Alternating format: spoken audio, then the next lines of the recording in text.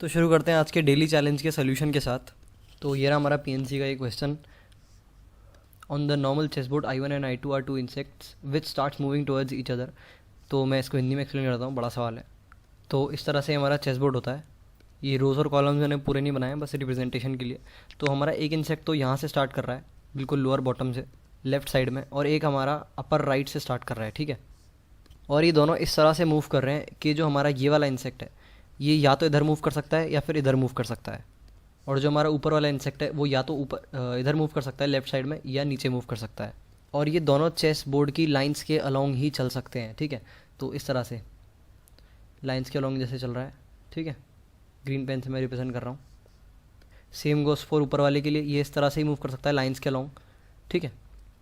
तो हमको ये बताना है कि कितने ऐसे नंबर ऑफ पॉसिबल वेज हैं कि एक दूसरे से मीट कर जाएं, और इनकी वेलोसिटी सेम है। वेलोसिटी सेम होने का मतलब है अगर एक इंसेक्ट एक स्टेप आगे जा रहा है तो दूसरा भी एक स्टेप आगे ही जाएगा। एक स्टेप से मेरा मतलब है एक यूनिट, ठीक है। तो इस लेंथ को आप एक यूनिट कंसिडर कर सकते हो। और अगर मैं इस वाले इंसेक्ट की बात करूँ तो इसके लिए वो एक स्टेप ऊपर भी हो सकता है या फिर एक स्टेप राइट में भी हो सकता है। और इस वाले इंसेक्ट के लिए बात करें तो वो एक स्टेप हमारा लेफ्ट में भी हो सकता है और डाउन भी हो सकता है, डिपेंड करता है।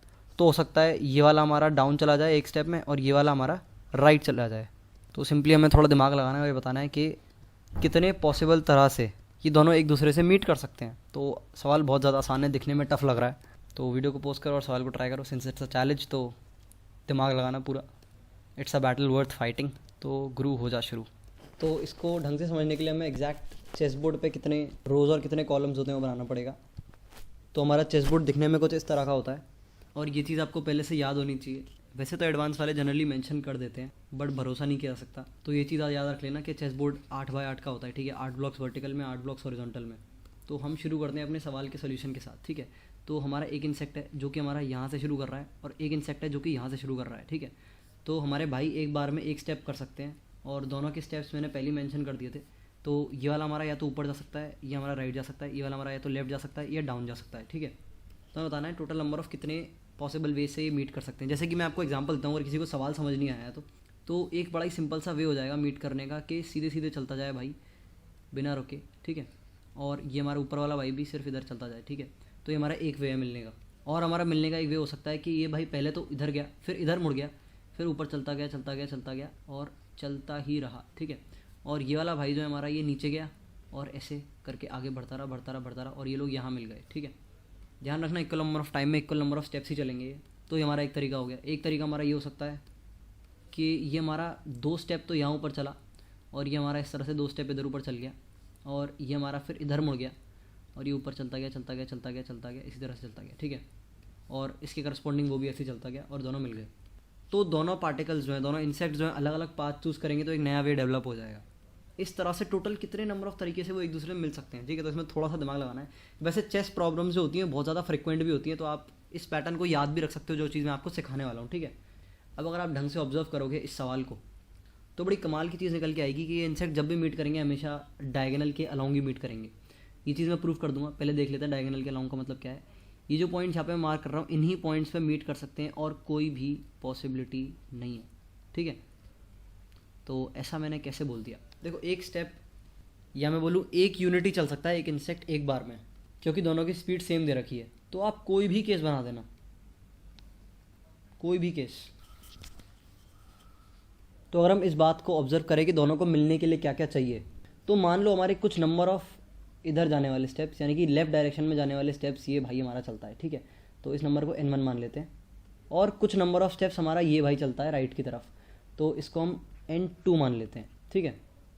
तो अगर आप ध्यान दोगे तो total number of steps n1 plus n2 left और राइट मिला के ये टोटल हमारा 8 के बराबर आएगा, क्योंकि इन दोनों को मिलना है। क्योंकि ये दोनों एक दूसरे से 8 यूनिट के डिस्टेंस की दूरी पे हैं और 1 यूनिट पर सेकंड की स्पीड से ये दोनों चल रहे हैं। तो टोटल नंबर ऑफ स्टेप्स दोनों के लेफ्ट प्लस राइट डायरेक्शन में 8 के बराबर होंगे। और सेम चीज़ हमारी अप के लिए होगी। तो इसे n1 या n2 की जगह हम r1 प्लस r2 कर देते हैं, या फिर r1 प्लस n1 कर देते हैं, राइट और लेफ्ट दोनों के मिला के, ठीक है। और अप और डाउन में भी सेम चीज़ होगी, क्योंकि इन दोनों की स्टार्टिंग की दूरी अप और डाउन की 8 यूनिट के बराबर है। तो दोनों को मिलने के लिए अप प्लस डाउन दोनों के जो कलेक्टिव स्टेप्स होंगे वो 8 के बराबर होंगे। कोई भी आप केस बना के देख लेना, इसको 8 यूनिट ऊपर जाना पड़ेगा या फिर उसको 8 यूनिट नीचे आना पड़ेगा, या फिर अगर दोनों बीच में मिल रहे हैं, मान लो यहाँ पे मिल रहे हैं, ठीक है, तो आप देखोगे कि ये वाला यहाँ से हमारा यहाँ पे पहुँचा है, ठीक है। तो गिन लो कि दोनों भाई हमारे कितने कितने यूनिट ऊपर गए हैं और ये कितने यूनिट नीचे आया है। तो ये इतने यूनिट नीचे आया, जैसे भी आया आगे पीछे होके, पर नीचे तो आना पड़ेगा ना, और ये हमारा इतने यूनिट ऊपर आया। तो 1 unit, 2 unit, 3 unit, 4 unit. Same goes for this one, 1 unit, 2 unit, 3 unit और 4 यूनिट, ठीक है। तो दोनों को अपना अप और डाउन बैलेंस करने के लिए net number of moves collectively 8 से होंगे। Same goes for right and left. तो बड़ी कमाल की चीज़ हमें मिली, और ये जब भी मिलेंगे हमेशा डायगोनल पे ही मिलेंगे। तो ये डायगोनल पे कैसे मिलेंगे आप केसेस बना के भी देख सकते हो। और वैसे चीज़ बहुत ज़्यादा ऑब्वियस है, क्योंकि ये वाला हमारा ऊपर या फिर इधर ही मूव कर सकता है। तो मैं कंसिडर कर लेता हूँ कि ये दोनों यहाँ पर मिल रहे हैं, ठीक है। तो उस वाले को यहाँ तक आने में बहुत ज़्यादा टाइम लग जाएगा, और ये भाई हमारा यहाँ बहुत जल्दी पहुँच जाएगा, क्योंकि ये पीछे नहीं मुड़ सकता। ये चीज़ ध्यान रखना, अगर पीछे मुड़ सकता होता हमारा ये वाला, तो चीज़ें गड़बड़ा जाती हैं और अलग हो जाती हैं। पर सवाल इस तरह से डिज़ाइंड है कि वो पीछे नहीं मुड़ रहा है, तो अलग अलग नंबर ऑफ टाइम में लग जाता दोनों को यहाँ पे रीच करने में। पर दोनों एक ही टाइम पे मिल रहे हैं, क्योंकि दोनों की स्पीड भी सेम है। तो आप कोई भी केस बना के देखोगे ये हमेशा डायगोनल पे मूव करेंगे। और ये वैसे एक स्टैंडर्ड चीज़ की तरफ भी आप याद रख सकते हो। 2 इंस्टेक्ट अगर इस तरह से स्टार्ट कर रहे हैं तो ये डायगोनल पे ही मिलेंगे। और जनरल ऑब्जर्वेशन पे मैंने रैंडम पॉइंट लिया और प्रूव कर दिया इस चीज़ को, तो आप इस एग्जाम को भी यूज़ कर सकते हो, ठीक है। तो अब मैं एक एक डायगोनल पॉइंट के लिए यहाँ पे डीलिंग करना शुरू करूँगा। मान लो कि भाई लोग अपने यहाँ पे मिल रहे हैं, ठीक है। यहाँ पे मिलने के कितने तरीके हैं? यहाँ पे मिलने का सिर्फ एक ही तरीका है कि ये भाई सीधा ऊपर चला जाए और ये भाई सीधा ऊपर चला जाए। क्योंकि अगर इस भाई ने एक स्टेप भी यहाँ लिया तो ये यहाँ नहीं पहुँच पाएगा। पॉइंट जो येलो से मैंने ये वाला मार्क कर रखा है इसको, ठीक है। तो हमारा जो I1 है उसको सीधा ऊपर जाना पड़ेगा, और हमारा जो I2 है उसको सीधा जो है अपना लेफ्ट में जाना पड़ेगा। तो इस पहले पॉइंट पे मिलने का सिर्फ एक ही तरीका है। अब बात करते हैं दूसरे पॉइंट पे मिलने के कितने हमारे तरीके हैं, ठीक है। तो दूसरे पॉइंट पे हमारा I1 कितने तरीक़ों से पहुंच सकता है ये देख लेते हैं पहले। I1 दूसरे पॉइंट पे हमारे पहुंचने के लिए कई रास्तों का इस्तेमाल कर सकता है, पर इतना ज़रूरी है कि इसे ऊपर तो जाना पड़ेगा 7 स्टेप्स, ठीक है। 7 स्टेप्स ऊपर जाएगा, पर बीच में से एक स्टेप ही ऐसा लेगा जो कि इस डायरेक्शन में से मोड़ देगा, ठीक है। इस डायरेक्शन से मतलब मेरा ये है, ठीक है, दैट इज़ राइट। तो एक स्टेप इसे राइट का चाहिए और 7 स्टेप इसे अप के चाहिए। तो एक स्टेप राइट का चूज़ करने का कितने तरीके हो सकते हैं? अगर इसके पास टोटल राइट मुड़ने के कितने तरीके हैं? 1 2 3 4 5 6 7 और 8। 8 हमारा ऊपर वाला नहीं होगा क्योंकि ऊपर नहीं जा सकता, पर नीचे से डायरेक्ट पहला स्टेप भी राइट ले सकता है। तो यहाँ से हमारे 8 पॉसिबिलिटीज़ हो जाएंगी।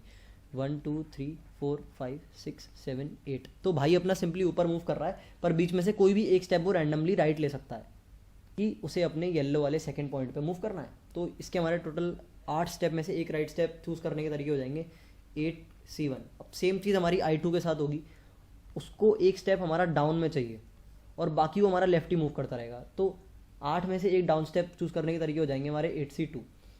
तो पॉइंट नंबर 2 में मीट करने के हमारे तरीके हो जाएंगे 8C1 होगा, 8C2 नहीं होगा। एक स्टेप मूव करना है डाउन का, हमें चूज़ करना है 8 में से, ठीक है। तो ये हमारा हो जाएगा 8C1 का होल स्क्वायर। सिमिलरली अगर मैं इस पॉइंट की बात करूं तो ये हमारा हो जाएगा कुछ इस तरह से कि इसको टोटल जो है राइट वाले स्टेप कितने चाहिए I1 को? राइट वाले 2 स्टेप चाहिए, बाकी ये ऊपर मूव करता रहेगा बड़े आराम से। तो इसके पास राइट वाले 2 स्टेप चूज़ करने के इतने तरीके हैं 8C2। कोई भी 2 राइट स्टेप्स चूज़ करने हैं 8 में से। तो अब हम इस बारे में बात कर लेते हैं कि हमारा यहाँ पर पहुँचने में 8C2 क्यों आया, ठीक है। क्योंकि काफ़ी लोग कन्फ्यूज हो जाते हैं, क्योंकि इस केस में थोड़े से कंस्टेंट है, तो ये हम मैनुअली कैलकुलेट करने की कोशिश करेंगे, पर मैनुअली कैलकुलेट करने में हमें 1 मिनट से ज़्यादा नहीं लगेगा, ठीक है। तो मान लेते हैं मेरे को क्या करना है, पहले हम ये देख लेते हैं, ठीक है। हमें 2 स्टेप लेने, एक इधर और इधर, बाकी भाई अपना ऊपर चलता रहेगा।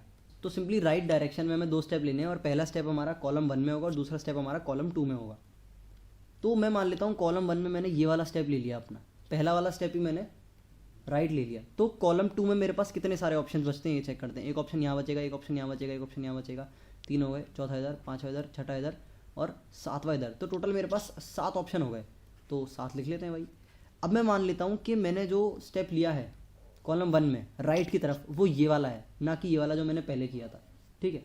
तो मेरे पास टोटल कितनी पॉसिबिलिटीज होंगी? मेरे पास एक ये पॉसिबिलिटी होगी, एक ये पॉसिबिलिटी होगी, एक ये पॉसिबिलिटी होगी, एक ये होगी और एक ये होगी और एक ये होगी। तो टोटल 6 पॉसिबिलिटीज़ हैं, तो 6 आ जाएगा।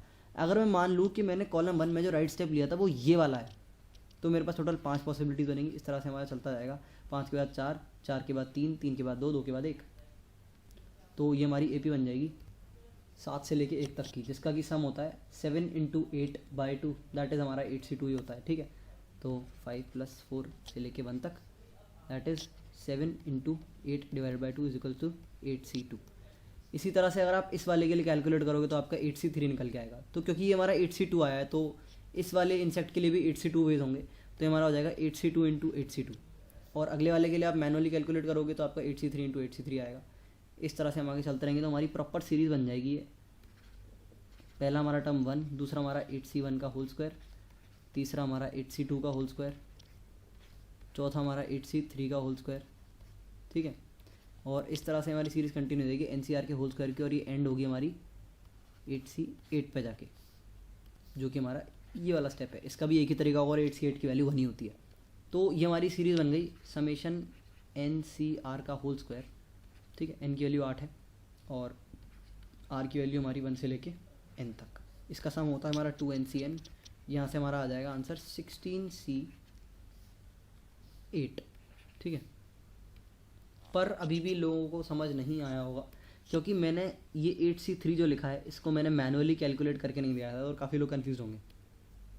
तो मैं तुम्हारा कन्फ्यूज़न अभी दूर कर देता हूँ, क्योंकि अब मैं इस सवाल का ऐसा सॉल्यूशन देने वाला हूँ कि ये मैनुअली ही हो जाएगा। मैनुअली मतलब सोच के हो जाएगा, ज़्यादा दिमाग लगाने की ज़रूरत ही नहीं है। देखो, ये जो सॉल्यूशन है आपको स्टैंडर्ड अपनी किताबों में मिलेगा।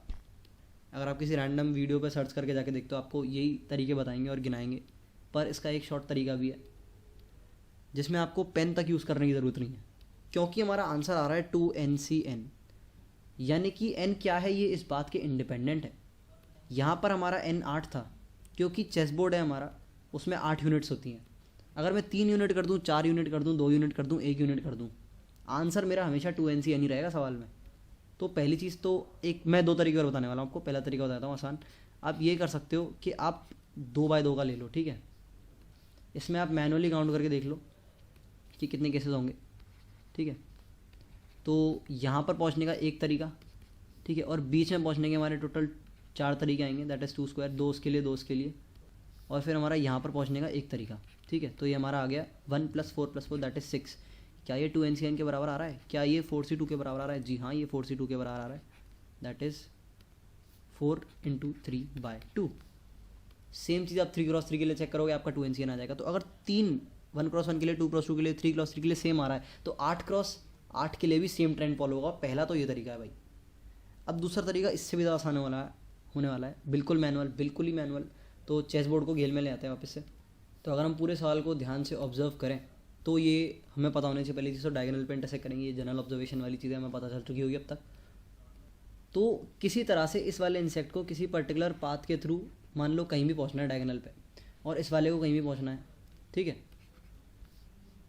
तो अगर मैं दोनों के पाथ्स को कंबाइन कर दूं, ठीक है, तो मेरा एक पाथ बनेगा।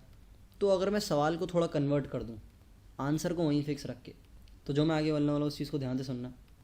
इस सवाल का जो आंसर है वो इस सवाल के आंसर के बराबर होगा, जो है कि मैं मान लूँ कि मेरा एक पार्टिकल एग्जिस्ट ही नहीं करता, मेरा सिर्फ एक पार्टिकल है जो कि इधर मूव कर सकता है और इधर मूव कर सकता है, और उसको यहाँ से यहाँ पर पहुँचना है।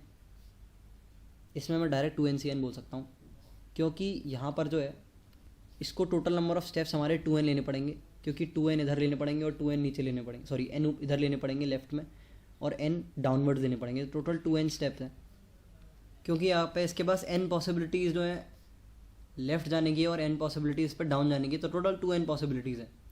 पर अगर हम सिंपली अगर राइट या लेफ्ट में से कोई भी एक चूज़ कर लें तो दूसरा अपने आप फिक्स हो जाएगा।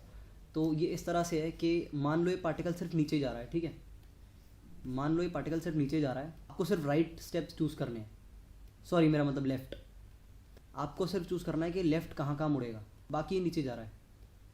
तो राइट जाने के लिए हमें टोटल n स्टेप्स चूज़ करने की ज़रूरत है। तो इस तरह से हमारा 2NCN आ जाएगा। या फिर आप ये मान सकते हो कि ये पार्टिकल सिर्फ राइट जा रहा है, आपको सिर्फ सॉरी लेफ़्ट जा रहा है, आपको सिर्फ डाउन वाले तरीके चूज़ करने हैं। मैं बार बार लेफ़्ट को राइट बोल दे रहा हूँ, सॉरी फॉर दैट। तो इस तरह से कि अगर आप एक चूज़ कर लेते हो, लेफ़्ट के चूज़ कर लेते हो, तो बाकी सारे वेज तो हैं ही डाउन, या फिर आप डाउन को चूज़ कर लेते हो तो बाकी सारे वेज तो हैं ही लेफ्ट। तो आपको सिर्फ एक के लिए चूज़ करने हैं, डाउन या फिर लेफ्ट, बाकी अपने आप फिक्स हो जाएगा। बाकी तो सारे मूव्स होंगे ही लेफ्ट अगर आपने डाउन के चूज़ करें, ठीक है। तो अगर किसी को इसमें कन्फ्यूज़न है तो मैं थोड़ा एग्जांपल के साथ बता देता हूँ। जब हमने अपना स्टार्टिंग वाला एग्जांपल देखा था और हमने चूज़ करा था कि यहाँ पर पहुँचने के इस पार्टिकल के कितने तरीके होंगे, तो हमने ये माना था कि भाई हमारा ऊपर चलता जा रहा है, आपको सिर्फ ये चूज़ करना है कि हमारे राइट मोड़ने के कितने पॉसिबल तरीके होंगे। हमने ऊपर जाने के तरीके तो नहीं देखे थे क्योंकि बाकी सारे तरीके ऊपर ही होंगे, आप सिर्फ राइट चुनो। तो इसके बेसिस पे हमने बोला था 8C1 राइट के तरीके और बाकी सारे तो वैसे भी ऊपर ही होंगे। तो सेम चीज़ मैं यहाँ बोलना चाह रहा हूँ, अगर आपको यहाँ से यहाँ जाना है तो आप डाउन के तरीके चुन लो जो कि हमारे होंगे 2NCN, क्योंकि अगर आपने एक बार डाउन के चुन लिए तो राइट के अपने आप इंश्योर, लेफ्ट के अपने आप इंश्योर हो जाएंगे।